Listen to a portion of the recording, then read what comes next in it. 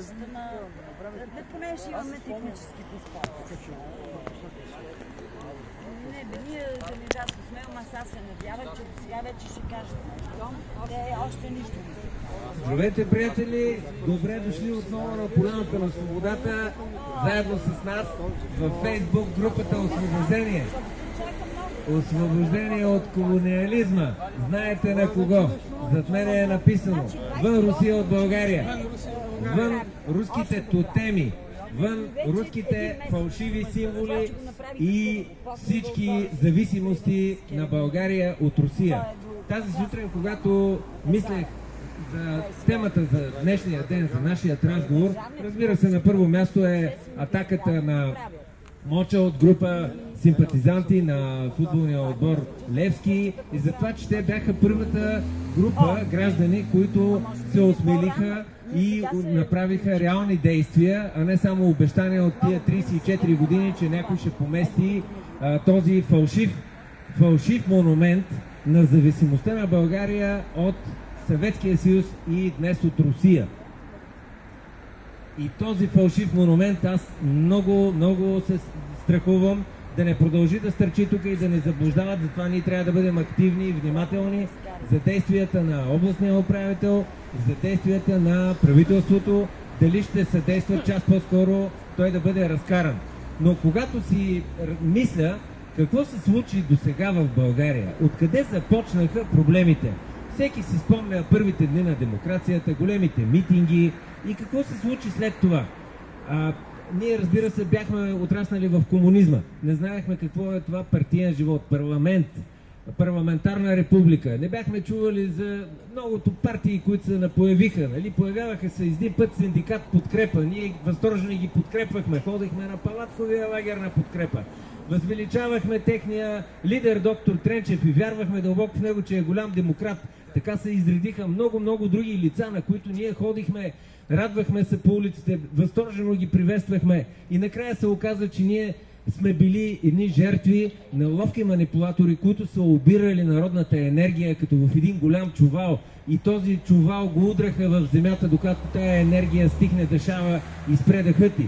Когато убиха енергията и надеждите на народа. Сега сме в поредния чувал на надеждите, в който искат да ни заблудат с новите герои, които всъщност са децата и внуците на старите герои. И когато говоря за тия неща, търся генезиса. Защо успяха да ни излъжат? Как стана така? Честният български народ, каквито сме и ние всички, трудолюбиви, не обичаме да крадем, обичаме да си изкарваме труда, да си изкарваме парите с честен труд. Нашите родители, баби и дядовци, първото нещо, което правят, като си получат пенсия, отиват да си платят честно и почтенно всички данъци, всички задължения към държавата, да си платят тока, телефона, парното. Такива сме и ние.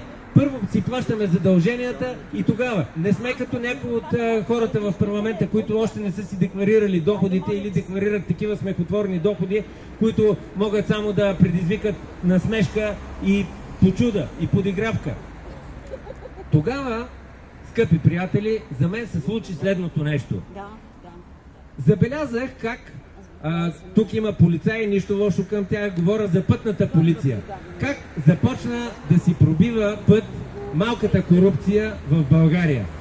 Как от малката корупция, създаване на една корупционна среда, корупционна тоналност в общия музикален фон, така да го наречеме метафорично в живота на България, хората да свикнат, че всяко нещо се плаща, че да свършиш една работа трябва да бутнеш някъде, да се пусне катаджията 5 лева, 10, 20, 50, 100 и всичко минава по някакъв начин. Ако искаш да идиш да свършиш в общината работа, да регистрираш фирма, нали, нещо станало грешка, за да не плащаш данъци, пак някъде буташ.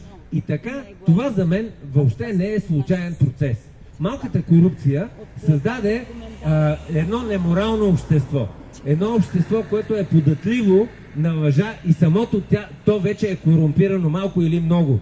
Масата от хората около нас са корумпирани по един или друг начин. Те са пристъпили закона, те си го знаят и затова ние тук се броим на пръсти всяка събота. Защото аз, извинявайте, може да обиждам, нали, така като говоря общо за хората, но считам, че масовия българин по някакъв начин е обвързан от миниатюрни, от микро схеми за подкуп и за корупция, до вече грамаданските схеми, когато чували с милиони се изнасят от банките, кюлчетата с злато, пищовите и така нататък, нали? Тежките корупционни престъпления. Това за мен е големия проблем на цялото българско общество.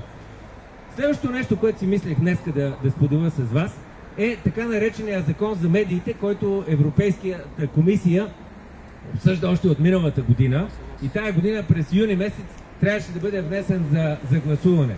Срещу този нов медиен регулатор, закон за медиите в Европейския съюз, скочиха веднага Волгин, скочи Момчилова и разбира се Карбовски. Тези хора се изплашиха, защото в този нов закон се предлага фалшивата информация, фалшивите новини да бъдат наказвани с забрана. Ще бъдат ограничавани. Това нещо тях ги плаши и те казват, че това ще ограничи свободата на словото. Тоест, нашите герои, за които седим тук повече от 7 месеца на поляната срещу радиото, очакват да продължават да са ненаказани, българския закон за радиото и телевизията да седи все така непроменен, тези, които го променят, да са хората, които не разбират от радио и от телевизия и от медия, ами са някакви случайни хора попаднали в парламента и случайни хора, които ще запазят статуквото. Тоест да имаме един регулаторен орган, който е зависим от политическите партии, да защитава техните интереси и да не може да помръднеш една Соня Момчилова, която казва, че лъжата има място в медиите. Да не можеш да мръднеш един Волгин, който говори от Българското национално радио фалшиви новини. Той излъга, че беше нападнат българския кораб Царевна и бил превзет от украинците. Настрои целият български народ. Това е една от хибридните опорки да настройват българите срещу украинците.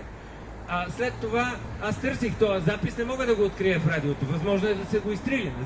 Не знам имат ли право как става, но всичко е възможно. Той затова е получил някаква забележка. Той настройва българския народ всяка събота в основното си предаване политическо некоректно, настройва българите едни срещу други. Настройва ги на умно красивитет, на европланктон, на обикновените хора.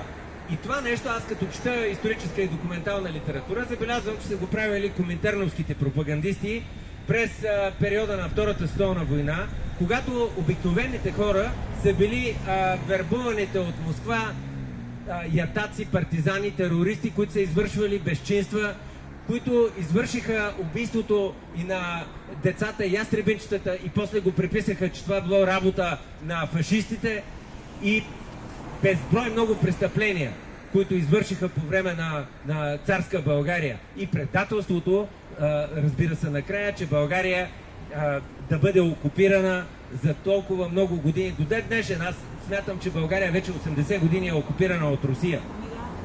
И ние наистина трябва да го осмислим това, че малката корупция доведе до това апатично общество, което по някакъв начин се примирява, свиква с голямата корупция и го приема за нормално. И така че мисля, че това е наша основна задача на гражданското общество. Да се преборим с малката корупция. С мисълта, че нещата се оправят с пари под масата. И така, ако се върнем пак на темата на Моча, мисля, че действително е много сериозен проблем. След като вчера и от Москва казаха, че това било вандалски акт, проблемът действително е държавен, не само на политическите партии, на целия народ и това нещо трябва да бъде... Вече аз се присъединявам към мнението на една част от противниците на този монумент. Този монумент просто трябва да бъде разрушен. Наистина трябва да бъде унищожен и заличен. И сега, както се появяват едни гласове, че там трябва да има голям български паметник, мисля, че това е една поредна опорка. Ще ви кажа защо. Защото голям български паметник е пилона на Роженските поляни. Голям български паметник е чинията на Бузлуджа и сега на много голям български паметник.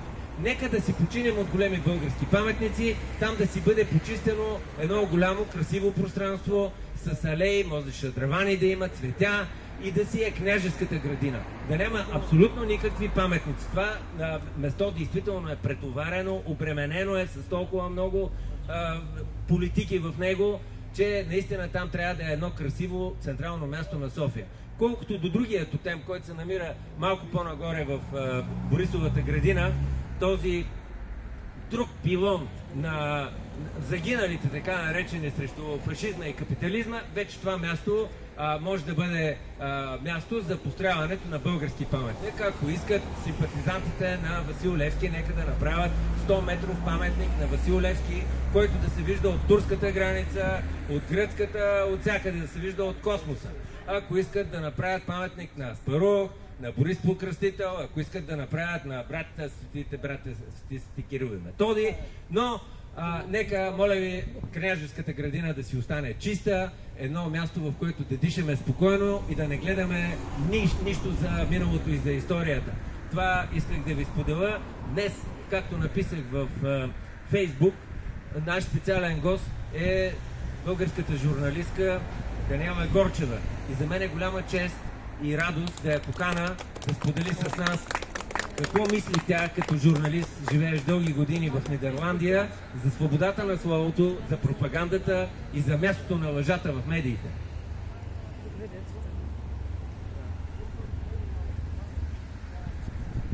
Здравейте всички, радвам се да ви видя. Аз искам да ви напомня как започна Втората световна война. Тя не започна по-високо ли? По-близо, да. Искам да ви напомня как започна Втората световна война. Тя не започна на 22 юни 1941, тя започна в септември 1939 година, когато две тоталитарни държави нахлуха от двете страни на Полша и я окупираха. Така започна Втората световна война. Тя започна заради Полша, заради нейната свобода и независимост. И малко хора знаят истинските факти около това. Не само вече е известен така наречения договор на Рибентроп-Молотов, известен е и тайния протокол към него, но малко хора знаят други неща, че германците, т.е. Третия райх и Съветския съюз се споразумяват се заедно да нахлуват в Полша в един и същи ден.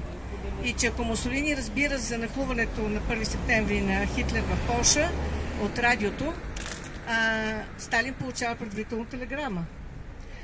На 3 септември германците страшно изнервени казват: вие кога ще навлезете в Полша да си окупирате вашата зона?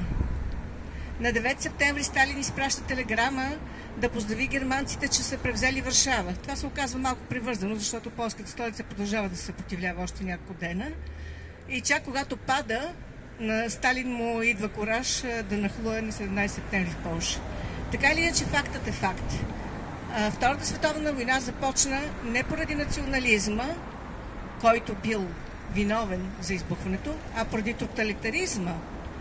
Тоталитаризма, две тоталитарни държави, които нахлуха за да окупират една независима държава. Какво представлява тоталитарната държава? Това не е обикновена диктатура.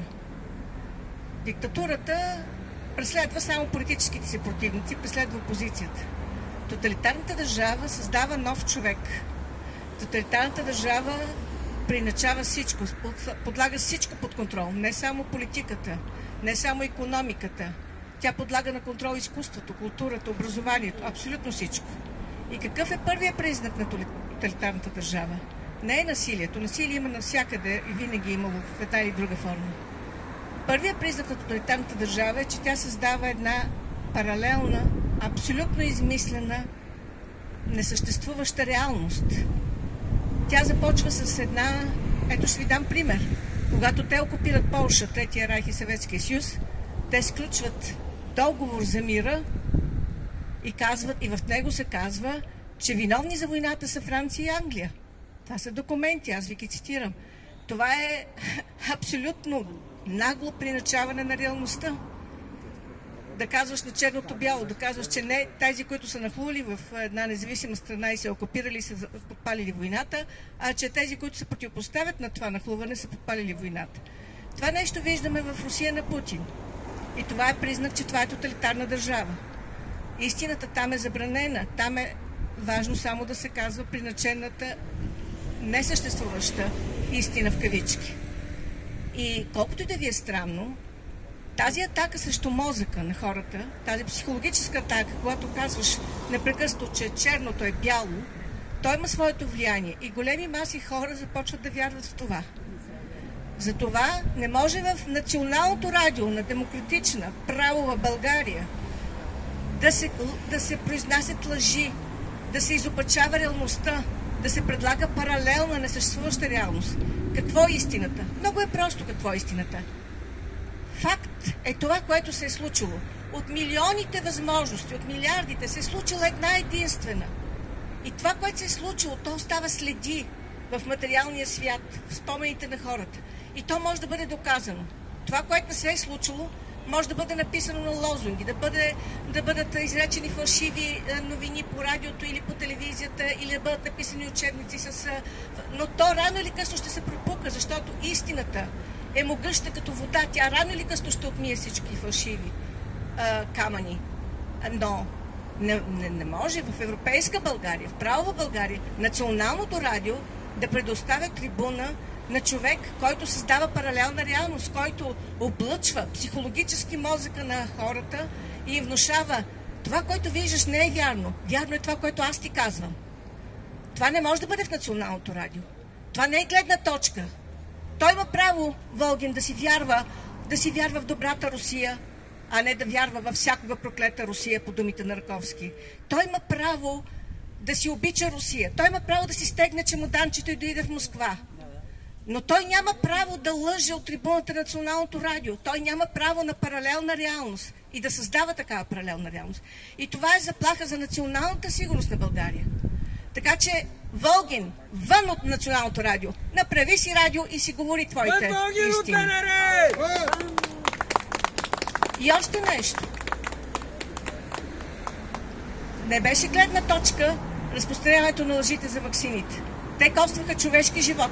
Лъжата винаги струва човешки живот. Лъжата винаги. Не е гледна точка на председателката на СЕМ Момчилова да приказва неистини. Те може да са и циментирани в главицата от детските години, тези пропагандни клишета и лъжи. Но тя взема обществена функция и тази обществена функция е важна. И тя не може да приказва лъжи. Всички знаят какви са фактите. На 23-ти през нощта срещу 24 февруари не беше случайно избран ден. Това е деня на Съветската армия. Всякога проклета Русия нахлува в независима Украйна, в суверенна държава, от всички страни. Всички виждат, сега вече не може да се лъже, всички виждат какви са фактите, виждат разрушените домове, виждат убитите хора, и деца, и бебенца, виждат разрушените църкви. Православна Русия ли? Това е такава поредната наглост, същата наглост като Сталин и Хитлер, които казват, че Франция и Англия са започнали войната. Сякаш Франция и Англия нападнаха Полша. И когато се говори против национализма, много ви моля да правите разлика. Защото национализмът е това, което обединява хората в дни на изпитание. Вие виждате, че Украйна, която беше много по-разсипана и разединена от България, това, което обединява днес, е национализма. Това, което обединяваше поляците в тяхната славна, героична битка срещу германците и руснаците, беше национализма. Не псевдонационализма на руските мекерета. Не го наричайте това национализъм. Това го наричате с истинските му думи. Антинационализъм, псевдонационализъм, псевдопатриотизъм. Но не бийте против патриотизма. Разберете го, казвам го като патриот на две държави. На Холандия и на България. Човек обича това, което познава. Човек трябва да си познава своето и да го защитава. То не пречи на другите. Мисля, че Дянко Марков беше казал: национализмът е любов към своето, а не омраза към чуждото. Благодаря ви за вниманието. Браво!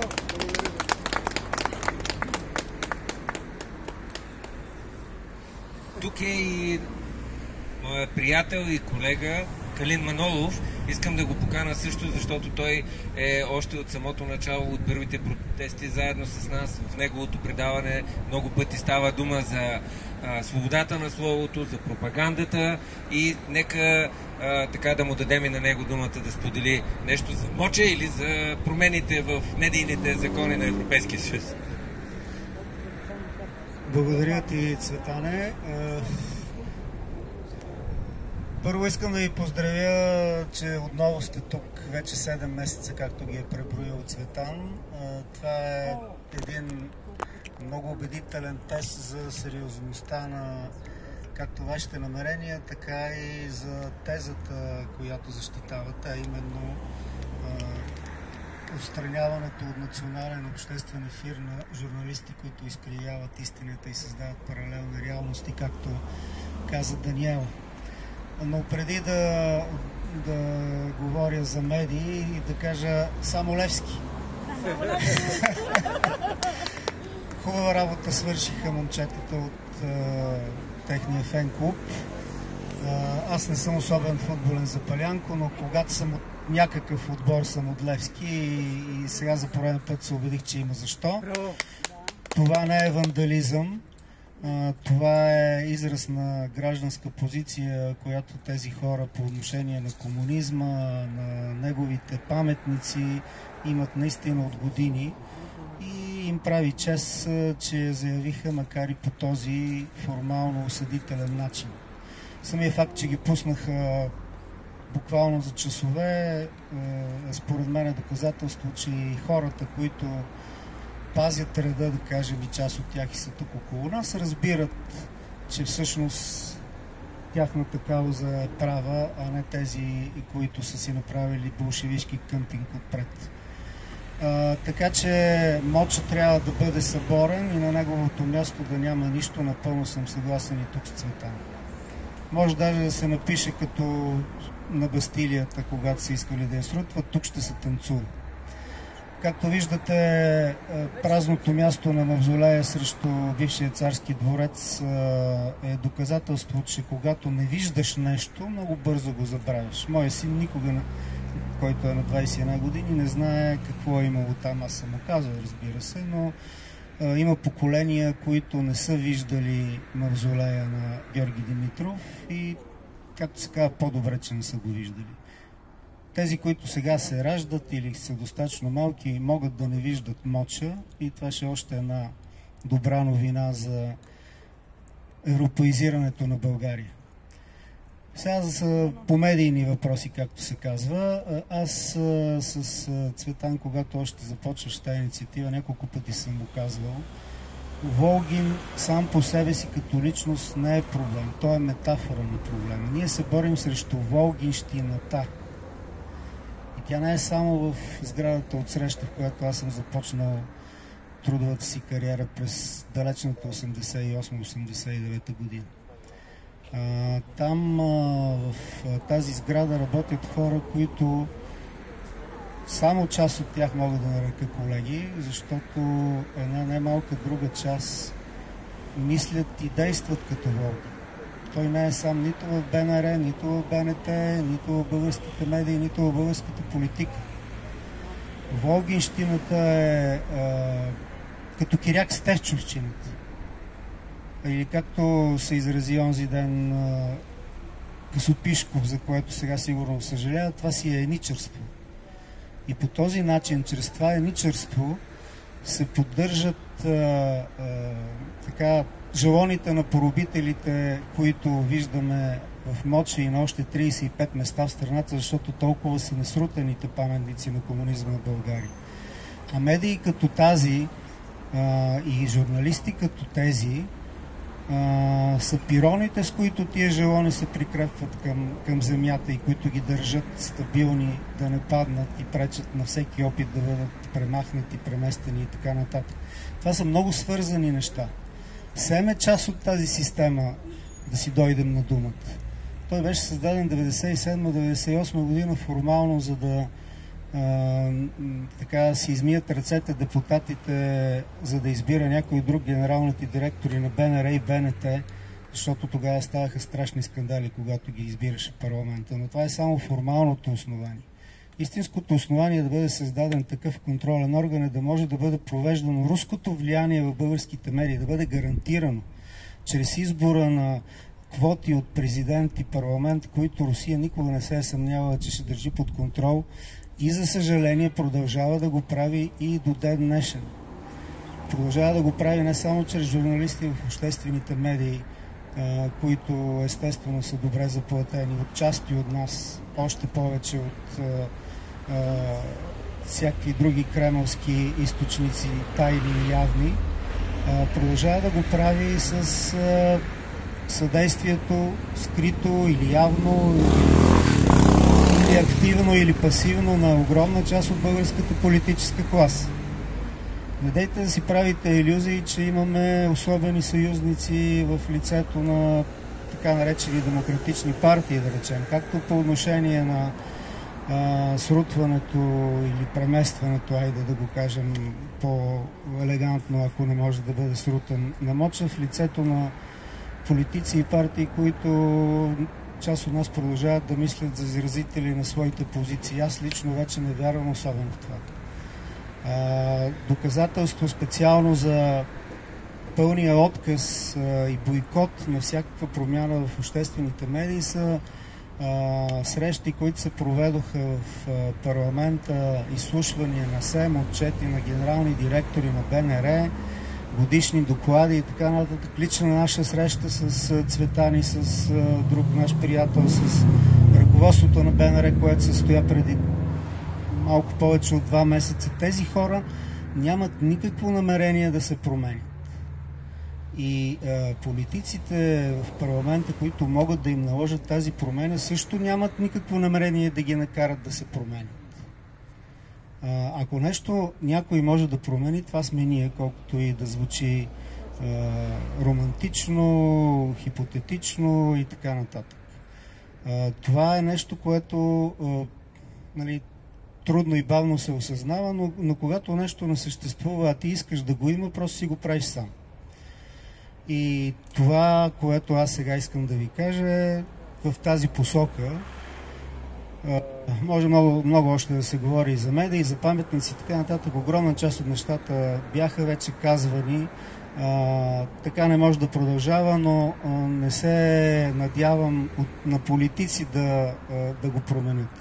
Както казах току-що, ние трябва да го направим и аз лично с малка група приятели правя, надявам се, успешни усилия в тази посока. От 11 септември тръгва една нова телевизия. Казва се Видимо и невидимо ТВ. Тя е кръстена на името на моето предаване, което вървеше в ефира на България Онер 9 години от 2011 до 2019. След това тимаджиите решиха, че му изчерпвам формата и го спряха. От тогава го развивам онлайн. Мисля, че сме на етап, в който може да бъде така вече нещо като завършен проект и тази гражданска телевизия може да тръгне и ще тръгне от 13 септември. В началото на базата на предаванията Видимо и невидимо, в оживени така и надявам се плодотворни разговори сме с други такива медийни проекти, с нашето мислене да се присъединят и да се съгласят да бъдат излъчвани по тази телевизия. Правим така усилията тя да бъде качена в пакетите на големите мрежи. Имаме вече 7 партньори, регионални телевизии от страната, които излъчват предаването Видимо и невидимо, за сега само предаването. Така че това са нещата, които ние можем да направим сами. И тук използвам случая направо да предложа на Цветан и на хората около него да си направят в тази гражданска телевизия едно гражданско предаване.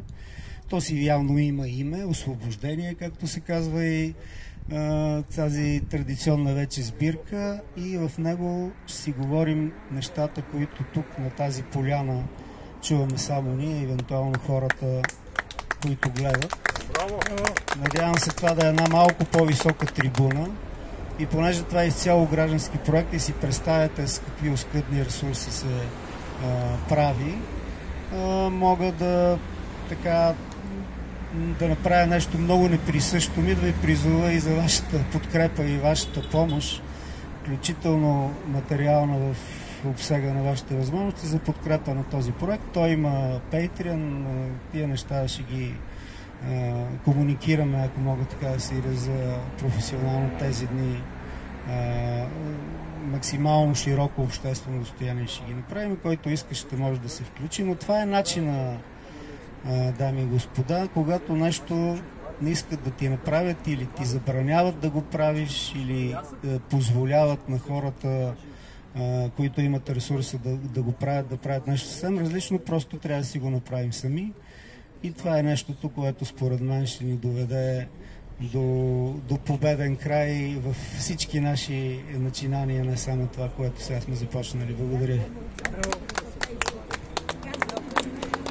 Калин току-що каза за материалните затруднения на всички нас, които работим на свободна практика, които търсим медийна изява, гласност, търсим аудиторията, която да чуе нашите послания. И понеже тук сме срещу Българското национално радио, искам да ви кажа, че екипа на Петър Волгин от Политическо некоректно разполага с бюджет от 25 000 лева за всяко едно месечно бюджет е 25 000 лева за хонорари. Така че тези нали, не говоря за заплатата на Волгин, която разбира се е над 5 000 лева, говоря за това, че в предаването на Волгин участват, те се въртат 5 човека. Вие ги знаете. Дачков, Карбовски се върти, Валентин Вацев, върти се едно симпатично момче от Вестник Труд, който е фантастичен кинокритик и напоследък се занимава с антиджендаризъм, анти-ЛГБТ идеология. И тези всичките хора или са на граждански договор, или получават тези пари. Това означава, че те вземат, да кажем, по 3, 4, 5 хиляди лева, защото те са 5 човека, по 5 хиляди лева може да кажем, че те си ги получават от нашите пари, от нашите данъци. А ние седим тук на поляната срещу радиото и приканваме, който каквито дребни стотинки има в джобовете, да може да самофинансираме гласа. Да имаме по-висок глас. Повече хора, по-голяма аудитория. Тези имат многомилионна аудитория. Имат цялата държавна радиоразпространителска мрежа. И стигат до всички забутани кътчета в страната, където хората нямат достъп към интернет, където да чуят нашите послания, да чуят нашата гледна точка. Гледната точка на хората с по 20-30 години журналистическа кариера, с честни и неопетнени имена. Никой от нас не е развяван по медиите, както тези, за които говорим. Никой от нас не е скандалозен. Всички имаме достоен път и сме ясни с позицията си. Ето докъде се докарахме. Всеки път повтарям и искам пак да повторя едно нещо. Предполагам, няма да ви дотегна с това. Искам да ви кажа, че тия всичките, които са защитниците на тоталитарния тотем, на този така наречен грозен символ на управлението на Русия в България, Моча, че там няма нито един загинал войник. В България, да го повторим пак на всичките чугунени глави, че в България няма нито един загинал съветски войник, няма нито един червеноармеец убит. Същевременно тези пропагандисти от радиото и от другите канали, от привържениците на БСП, на Възраждане, тези хора се борят за този паметник, а не се борят за паметта на над 30 000 изтребени, разстреляни по полетата край София и край всички големи български градове, български граждани без съд и присъда след 9 септември 1944 година, и те нямат паметник. Те нямат мемориал. Няма сила, която да върне паметните плочи с имената на загиналите български войници в Първата световна война, междусъюзническата, до НДК, до Лъвчето. Няма сила, която да ги върне. Тия хора се борят за един тоталитарен символ, който узаконява и утвърждава присъствието на Русия в България. Вчера гледах документален филм по някои от каналите за гражданската война в Испания и за това, че редица семейства в Испания чрез Организацията за Обединените нации търсят права за изтребените, за загиналите от франкиския режим техни близки. И знаете ли, оказа се, че там има, аз само това чаках да чуя колко изтребени и безследно изчезнали има. В Испания, която не знам колко е, Веси, колко е по-голяма Испания от България? 40 и няколко милионна Испания има 3700 безследно изчезнали, а ние имаме само от София, Мирчо Спасов казва, 15 000 човека за 100 дена са ги изкарали и са ги разстреляли на полето на Радомир и са ги нафърляли в шахтите на мините в Перник. И за тях не говорят Българското национално радио за този мемориал, за този паметник. Никой не говори. За това, че ние там трябва да си почитаме нашите кости. Никой не търси правата на роднините, които нямат къде да сложат едно цвете. Нямат къде да сложат едно цвете на загиналите, на изчезналите, на тия, които са избягали от България, защото не са имали право. И зловещата истина е за това, че децата на загиналите, за да могат да живеят в комунизма, са били принудени да стават сътрудници на тая власт. Много от тях са привързани от мрежите на държавната сигурност и затова си мълчат. И това е зловещата истина. Затова ние, които нямаме връзка с службите, или дори да има някой връзка, достатъчно е да си честен и почтен човек. Ние трябва да извадиме паметта на тия загинали хора. Това исках да ви споделя наново. Пак замоча. Даниела Горчева отново. Аз искам само да ви напомня нещо, което, понеже и Калин го спомена. Ние тук сме 23-4 човека. Не сме малко. Когато започнахме да протестираме за този така наречен паметник на Съветската армия, който е антипаметник, защото той е създаден за да замени паметта с пропагандна лъжа, с паралелната реалност, за която говорих, ние бяхме още по-малко. И ние години наред като някакви смахнати там ходихме да протестираме по 5, 6, 10 човека. Но сега се вижда, че това има ефект, защото лека по лека обществото озря и вече създаде се страшна нетърпимост към тази лъжа. Цветан говори за това и той е прав. Не само на тези хора, които бяха избити след 9 септември. Няма паметник на избитите от комунистическите терористи преди 9 септември. Няма паметник на загиналите хора в атентата на Света неделя. На избитите от тях в септемврийския метеж. Няма паметник и няма памет за хората, които загинаха в завоевателната война на Сталин срещу тоталитарна Германия. Напомням, че те подпалиха тази война.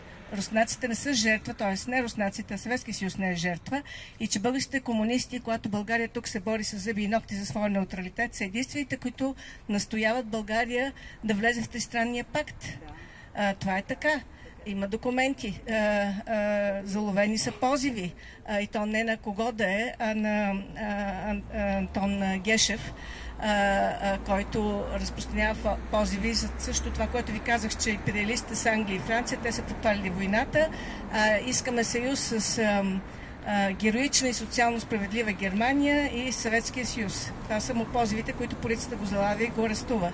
Това е човека, който вербува в Царов, за да ходи да посреща съветските терористи, подводничари и прочие.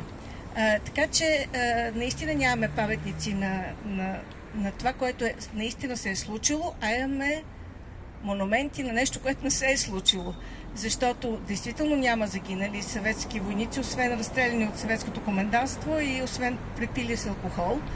Освен това, те няма какво да търсят България, защото България през цялата Втора световна война е в мирни дипломатически отношения с Съветския съюз. България през цялата Втора световна война поддържа, въпреки натиска на Берлин, дипломатически отношения с Съветския съюз. Те имат тук посолство в София и консулство във Варна. Едва в последния момент го затварят, защото се занимава, както винаги, с оръжие, с тероризъм. Има сега документи, излязаха. Те са имали цели апартаменти, къщи, мебелирани, които са наели или са купили, за да може техните терористи, като Цола Драгойчева, да имат тайни квартири. В Царов складира оръжие в такава тайна квартира, която е купена със съветски пари. И те и до ден днес се занимават с същото. Те и до ден днес се занимават с шпионаж, с шантаж, с тероризъм. И сега наистина е крайно време да се разбере от всички, че тези хора, пътят, на които не минава за Берлин през Малко Търново и през Петрич, нали? Съветската армия няма какво да търси тук в България, а ако нещо им трябвало да премине, тя просто е трябвало да помоли съветския посланник, да помоли българското правителство да ги пусне да минат през България, а не да ни обявява война с измислени претексти. Така че моча, но това вече ще стане, няма начин да не стане, ще падне. И лека по лека ще си възстановим истинската памет за нещата. Благодаря ви. Искам да дам думата и на един много активен български гражданин, публицист, историк по образование, Кирил Чуканов. Кирчо, заповядай. Винаги е приятно да чуеш един млад мъж с добро образование, патриот в истинския смисъл на думата, който освен това има и гражданска позиция, и глас, и лице.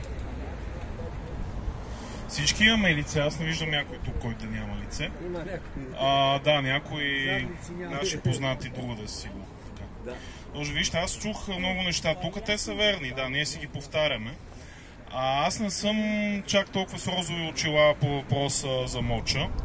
Ако има достатъчно гражданска воля, той ще бъде съборен, да, но имайте предвид, че това няма да стане от само себе си.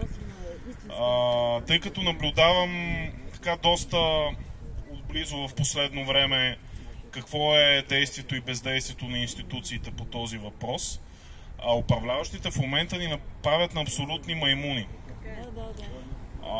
Областният управител, новият областен управител, госпожа Тодева, която е съучредител на ПП, между другото. Мисля, това не е някакъв експерт, това е партийно лице също така. Спечели малко симпатии първоначално, като каза, започва процедурата, бавно ще е сложно, но така. След това реши, че тази година няма как това да стане, защото било много сложно и опасно, а липсва документация. Ние установихме, че районният кмет Трайчо Трайков е получил цялата необходима документация от Държавна агенция архиви и тя е предадена отдавна в областната управа, вярно в предишния. Ако не разполага с нея госпожа Тодева, това означава, че става дума за много тежък институционален, да накаже интелектуален дефицит или просто лъже.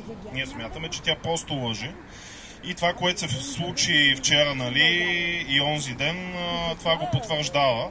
Тя определи тази истински патриотична изява на моча като вандалски акт и го заклейми.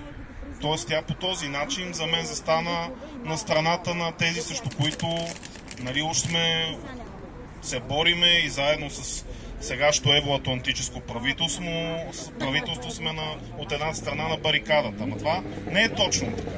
Сега ще ви кажа нещо, което на вас, част от вас може да не се хареса, защото може да има фенове на господин Терзиев тук. За мен това шикалкаване с моча, когато няма абсолютно никакви пречки вече, нито технически, нито правни, ако има политическа воля да се извърши демонтажата, това шикалкаване по този въпрос е функция на местните избори. Очевидно е, че господин Терзиев се надява на балотаж, който се очертава на червени гласове. Много е цинично и е много просто. И поради това те не искат в момента да го направят това. Щяло да стане много страшно, щяло да се взриви гражданския мир. Ами не, с това непрекъснато бавене, с това завиране вече системно на главата в пясъка, те провокират гражданския мир. И повярвайте, ако този позорен стълб там стръчи на 9 септември, ще има много големи проблеми пред българския граждански мир. И затова няма да са на първо време виновни ватенките. Те са враг, то очевидно. Ще са виновни тези, които се наричат евроатлантици. Защото не са си свършили работата, а трябва ние, гражданите, да заместваме институциите. Това не е толкова уникално в човешката история. Една държава е преди всичко хората, които я формират. В случая гражданите. И не е необходимо това да е мнозинството от цялото население. Става дума за хората с ясни идеи и позиции, които отстояваме България като европейска правова държава. Защото очевидно институциите не се държат като институции на такава държава. И призива ми е, не знам смисъл как го виждате това с демократичната общност. Няма да ви призовавам да гласувате или не. Тук в случая, вероятно, аз наистина по-скоро няма да гласувам. Не мога да гласувам за хора, които ни правят по такъв жалък начин и гнусен на маймуни, но бъдете солидарни като граждани помежду си. Ние ще трябва да изградиме тази алтернатива и тя трябва да не е спусната с парашут, както се случва почти винаги до сега някъде отгоре, чрез някакви ДС интереси. Винаги се оказва, че са такива хора отзад, а грасрут. Бавно, трудно трябва да се изградат тези алтернативи на гражданското общество. Иначе свободата не ни е дадена, нали го знаете. Най-страшната война след Втората световна бушува на няколко стотин километра от нас. И между другото, Кремъл, основните там говорители на Кремъл, тяхна прокуратура заплаши, на нас ни е смешно, разбира се, че започва някакво разследване за моча, щяло да обвинява български граждани. България става Украина 2-0, Може би това наистина трябва да стане последно. Не знам. Благодаря. И аз благодаря на Кирил Чуканов. Сега, ако някой от вас иска да сподели нещо за темите, които говорихме, или нещо друго да постави като въпрос, да заповяда. Ако не, може да продължим да пуснем музика и след това да се чуе пак. Дай малко музика, стига речи. Пусни диско.